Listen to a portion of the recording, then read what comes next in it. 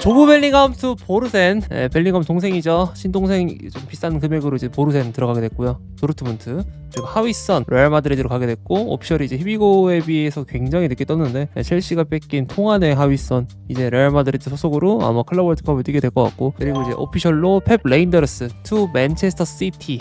일단은 이 사람으로 따지면은 클럽의 수석 코치로서 이제 부바치의 뒤를 이어가지고 6년 동안 클럽과 함께 있었는데, 근데 이제 펩의 밑으로 들어가게 됐습니다. 좀 되게 당혹스러운 이적이었고요. 하고 히비고 비르츠 투 리버풀 히비고 1억 5천만 유로 가까이 되는 금액 결국 지불하게 되었고, 전체 패키지가 1억 5천만 유로고 원금은 정확하게 얼마나 나와 있는지 모르겠고요. 에드원이 포함된 1억 5천만 유로니까 나중에 상세 내용이 좀 나오지 않을까 싶은데, 어쨌든 그건 한번 기다려 봐야 될 것 같고요. 야, 이 로마노 개새끼야 씨발. 저도 로마노 때문에 제노가 또 하네. 하긴 키위고가 떴는데 피어스가 안 뜨기도 했고요. 그리고 방금 온스테인이 던델 아니라고 수수료 남았다 이렇게 말씀하시는데, 아니 아까 로마노가 여러분 그 히비고 트윗 비르츠 올린 다음에 개 신나가지고 지 혼자 라이브에서 헤이 비르츠 메가딜 뭐 here we go 뭐 하면서 씨발 비르츠 얘기를 5번씩 계속 쳐돌려 말하면서 말을 하더라고요. 이 새끼 왜 이러지? 지금 비르츠 관련해서만 2번 틀렸거든요. 그리고 조안 가르시아 투 바르샤까지, 바르샤가 키퍼 보강까지 하게 되면서 히비고 소식은 여기까지가 나와 있고요.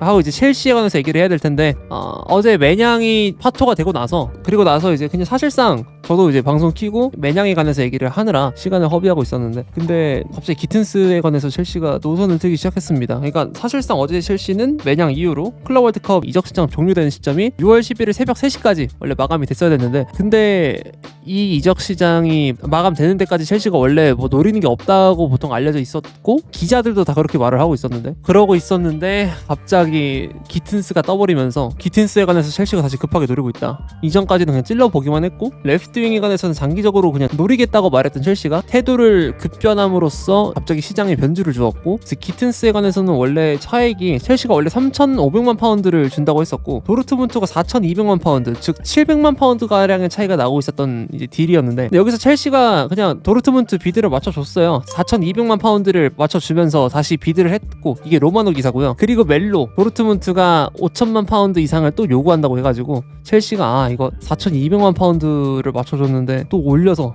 제한을 맞춰줘야 되나? 이 고민을 하던 와중에 도르트문트 0티어 지역지죠 루어 쪽에서는 첼시가 제한을 올리기만 하면 빠른 이적이 가능하다. 기튼스는 심지어 짐을 다 쌌고 훈련소랜다. 훈련소는 제가 가야 되는 곳이고요. 훈련장에서 기튼스가 갈 준비가 되었다 라고 나와 있는 것을 봤을 때는 기튼스는 아마 속으로 이제 이적을 굉장히 기대하고 있던 상황이 아닌가 싶어요. 엄청 가고 싶었던 것 같더라고요. 근데 여기서 플라텐버그가 첼시의 비드를 또 거절했다는 소식이 뜨고, 또 루어 쪽에서는 첼시가 상향된 비드까지도 제안을 했지만 도르트문트는 더 이상 합의 가능성이 없다고 보고 있을 정도로 그냥 완강한 거절을 했고요. 그래서 기튼스가 첼시로 이적을 가게 되는 것은 결국 시간이 지나게 됨으로써 이제 불발이 되었는데, 훈련장을 이제 급하게 개같이 떠나는 기튼스, 런 받고 있는 거고요. 개빡쳐가지고 기튼스 근황이라고 합니다. 아마 저 차를 타고 떠나기 전의 모습이겠죠. 굉장히 생각이 많아 보였고요. 그리고 기튼스는 클럽 월드컵을 도르트문트랑 뛰기 싫다고 땡깡을 부린다는 설이 있거든요. 근데 하지만 등록이 되었고요.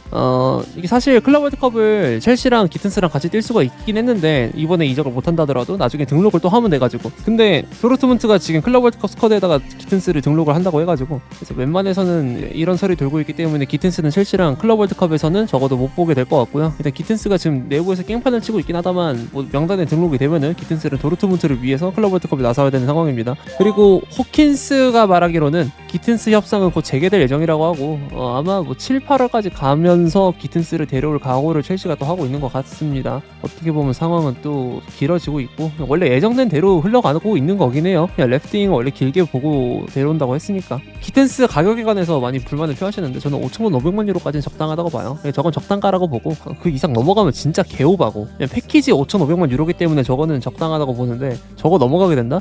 저거는 아니라고 보는데, 사실 기튼스가 전반기는 또 도르트문트를 하드캐리했던 장면들도 많았어가지고 그렇게 낮게 볼 선수는 아닌데, 이상하리만큼 기튼스에 관해서 이미지가 완전 폭락이 돼 있거든. 다 거부감을 너무 띠는데, 누가 말하기로는 3천만 유로가 적절하다, 이건 진짜 개씹소리, 진짜 말도 안 되는 거. 저 정도 실력 지닌 애가 시장에 나왔을 때 지금 래프팅 뭐 매물이 많은 것도 아니고 지금 없어가지고 좀 희소성이 더 강해지고 있는데, 근데 거기서 3천만 유로가 적당가다? 이건 너무 모르고 하는 소리고, 저는 한 5천만 유로까지는 충분히 모두가 인정할 만한 금액이라 생각합니다. 근데 첼시가 이거를 5천만 유로에 낚아챌 수 있었다는 게 참 희망해 보였다는 게 참 아쉬운 거지. 뭐 5,500만 유로 이것까지도 난 납득이 돼. 근데 그 이상은 안 된다. 그리고 멜로, 충격적인 소식이 두 가지가 있는데, 알고 보니까 첼시는 매장 영입을 위해서 1,200, 700만 파운드를 지불할 의지가 있었으나 밀란이 이거의 2배 가격을 원했다고 합니다. 2,500만 파운드. 이게 진짜 말이 되나?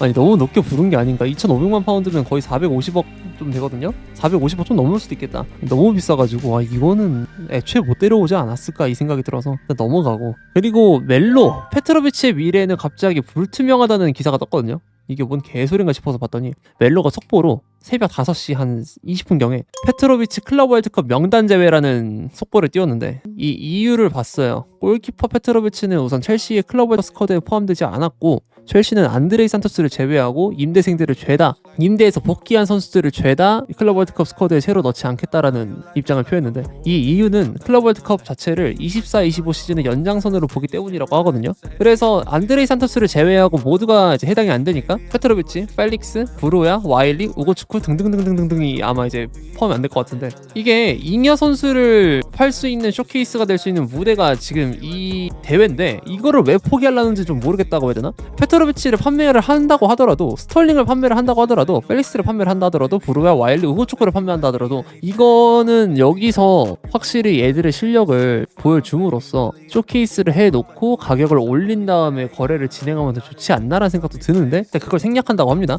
아마도 내 생각에는 어차피 24-25 시즌에 같이 데려갔던 선수들이 나중에 계속 남아있을 가능성이 높고, 이 선수들로 다시 전술을 재정비해서 다음 시즌을 준비하는 프리시즌의 개념으로 클럽 월드컵을 보내는 거다 보니까 아마 이렇게 하는 게 아닐까 싶긴 한데, 그래도 페트로비치는 남겼어야 되지 않나라는 생각을 합니다. 뭐 스털링, 펠릭스, 브로야, 와일리, 우고축구 이런 애들은 뭐 안 들어가도 상관없는데 페트로비치가 나가게 된 게 너무 좀 의아하고요. 그래서 페트로비치의 미래는 이제부터 불투명하기 때문에 첼시에서 남을 것인지 떠날 것인지 이거를 결정해야 되는 순간에 지금 왔다고 합니다. 이게 생각보다 좀 중대한 이슈가 되었고, 그래서 아마도 이렇게 되면은 로베르토 산체스가 클럽 월드컵에서 또다시 주전으로 기용이 되지 않을까 싶은데, 뭐 페트로비치가 제외된다고 하더라도 펜더스를 클럽 월드컵에서 보고 싶기도 했는데 얘도 그게 되지 않고 참 이게 신기하네요. 산체스가 부상당하게 되거나 산체스가 나오지 않을 경우에는 이제 요르겐센이 선발 키퍼로 아마 클럽 월드컵에 나오게 될 거고, 그리고 또 클럽 월드컵에서 레프트 윙어를 결국에 첼시가 못 데려왔기 때문에 마드웨케나 네투나 조지 이런 쪽에서 이제 레프팅 옵션 찾아봐야겠죠. 뭐 스털링 같은, 뭐 펠릭스 같은 선수들은 뭐 제외된다고 하니까, 그럼 뭐 은쿤쿠나 조지 쪽에서 레프팅 뎁스를 틀어봤거나 아니면 마드웨케가 보거나 이런 식으로 보게 될 텐데,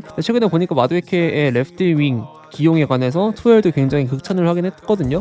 그런 거 보면은 뭐 마드웨케를 또다시 레프팅으로 써가지고 클럽 월드컵을 보내지 않을까라는 생각도 하고 있고, 그 다음에 플라텐버그, 라젠발, 볼프스부르크, 브로야 관심 가지는 중. 이 키 브로아의 큰 신장, 그리고 타고난 피지컬, 그리고 발밑 괜찮고 드리블 괜찮거든요. 이에 더불어서 달리기 빠른 거, 이런 하드웨어에 관해서 리스펙을 계속 생각보다 받고 있는 게 지금 브로야인데, 첼시 팬들은 다 얘가 개똥망 첫 쓰레기라는 걸 알고 있지만, 유스임에도 불구하고 그 누구도 커버치지 않는 쓰레기라는 걸 알고 있지만, 그럼에도 불구하고 이 타고난 하드웨어 때문에 시장으로부터 꽤나 많은 관심을 받고 있고, 이제 볼프스부르크랑 라젠발 랩시를 떠나서 그 전에도 이제 아약스로부터 관심을 받고 있는 걸 보니까 생각보다 시장에서 니즈가 있는 편에 속하는 것 같아요. 뭐 가격에 관해서나 아니면 뭐 좀 더 진전된 사항은 전혀 없긴 한데, 일단 관심 사항은 계속 좀 뭐 업데이트가 되고 있고, 그리고 플라텐버그 첼시 클러월 전에 뭐 에키티켓 영입 무산, 이것도 뭐 당연하긴 하죠. 이건 리버풀도 똑같은 상황이고, 첼시랑 리버풀 또한 둘 다 똑같이 클럽 월드컵 이후에 에키티켓 영입을 다시 시도할 거라고 합니다. 그리고 이제 잠깐 PL 소식 중에서 아스날을 다뤄볼 텐데, 온스테인 소식이 떴거든요. 아스날과 수비맨디는 완료가 되었고 끝난 거래로 간주 중이라고 함. 레알은 실제로 영입을 추진하거나 적극적이지는 않았다고 해요. 떴죠. 뭐 로마노도 사견을 더하면서 이건 무조건 아스날로 간다고 했지만, 솔직히 아스날에서 그 다른 사람도 아니고, 온스테인 심지어 잉글랜드 짱이라고 하지만 아스날은 더 특별하거든요. 애초에 아스날 전남 기자 출신이라 가지고 BBC에서부터 이 사람이 말을 했으면 뭐 끝난 거다 사실상 봐도 될 것 같고, 세리에 A 소식 잠깐 가겠는데, 사실 지금 여기 히튼스랑 매냥이 이적 시장 마지막 날에 제일 핫할 소식으로 보여줬다고 막 할 수도 있겠지만 사실 이 클럽 월드컵 특별 이적 시장에서 마지막 날에 가장 핫했던 소식 중 하나는 또 테오이기도 하거든요. 마테오 모레토가 말하기로는 테오가 알레티랑 개인 합의가 완료되었다고 하는데 이게 왜 이런 소식까지 나오게 되었냐. 일단 로마노가 말하기로는 밀란은 아릴랄이랑 테오를 판매하는 것에 관해서 3,500만 유로의 합의를 했으나 테오가 이걸 거절해가지고 그래서 테오랑 알레티가 연결이 되었는데요. 근데 알레티가 이제 너무 적게 지르는 바람에 구단 간 합의가 되지는 않아가지고 일단 클럽 월드컵 이전에 알레티가 테오를 데리고 이제 뭐 어떻게 하는 그림 자체는 그려지지 않게 됐습니다. 뭐 2천만 유로가 안 되는 가격으로 계속 찔러봤는데 테오가 2천만 유로가 안 될 수가 있냐라는 말을 할 수 있지만 테오가 계약 1년밖에 안 남아가지고 밀란이 지금 베테랑 라인 쪽에 계약 관리를 진짜 개판으로 해놔가지고